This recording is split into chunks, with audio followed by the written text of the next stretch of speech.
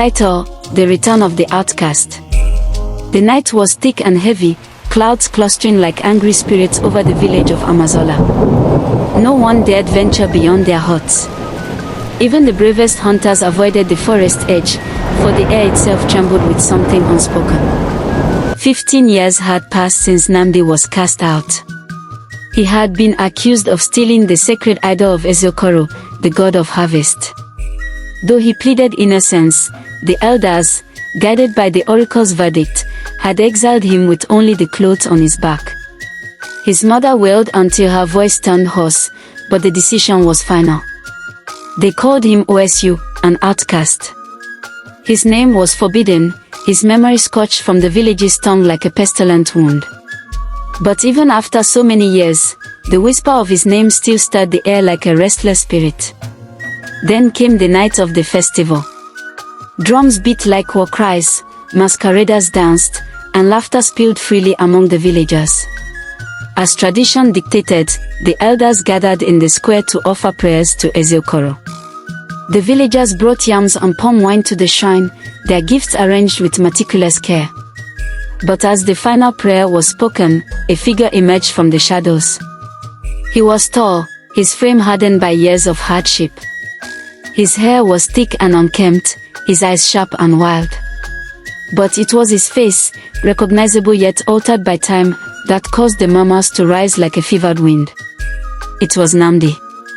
He walked slowly, his gaze fixed on the elders.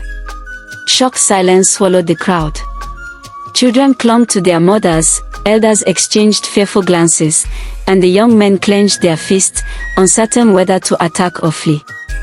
"I have returned." Nnamdi's voice was deep, gravelly, as if the years had etched its own scars upon his throat. Not for vengeance, but for truth. Chief Okoye, the oldest of the elders, rose from his carved wooden stool. "You were cast out for a crime that desecrated the very soul of our village. What truth can you speak that will cleanse such a sin?" Nnamdi's gaze did not falter. "The idol was never stolen by me. It was taken by those who feared my rise. Those who wanted to silence my voice." His words cut through the air like a blade. The elders shifted uncomfortably, some averting their gaze. Nnamdi continued, his voice growing stronger.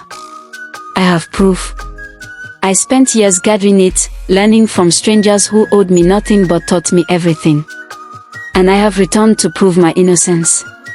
"Show us this proof, then," Chief Okoye challenged, though his voice trembled. Nnamdi stepped forward, unwrapping a leather pouch he carried.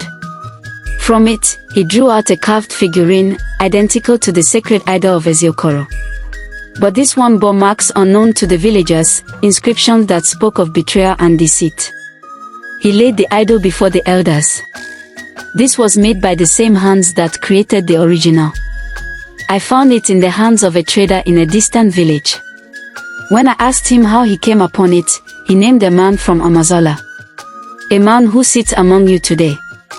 The elders exchanged anxious glances until one of them, Obina, the youngest elder, stood abruptly, his face pale. "This is madness. A trick to cause chaos among us." Nnamdi's eyes narrowed. "Then swear upon Ezeokoro that you speak the truth." Obina hesitated, his lips twitching as he struggled for words. The silence was thick, oppressive. "It was you, wasn't it?" Nnamdi pressed, his voice low and forceful. "You who coveted the position of head priest, you who framed me to remove me from your path." Obina stumbled backward, his eyes wide with terror. "No. It was for the good of the village," he cried out. "You were becoming too powerful, too loved. Ezeokoro needed loyalty, not pride. But your greed destroyed me. Destroyed my family," Nnamdi countered. His voice was not angry, but filled with a sorrow so deep it twisted the air. "All I wanted was to serve our people." Chief Okoye's voice trembled with rage. "You betrayed us, Obina. You cast out an innocent man for your own ambition." The crowd erupted into shouts, some calling for Obina's banishment, others demanding justice. Obina collapsed to his knees, his face streaked with tears. Nnamdi looked at him, his expression unreadable. I did not come for vengeance. I came for the truth. What happens now is for the elders to decide. Days later, Obinna was stripped of his title and exiled from Amazola. Nnamdi was welcomed back, though the scars of betrayal lingered. But he had reclaimed his name, his honor, and the peace that came with knowing the truth.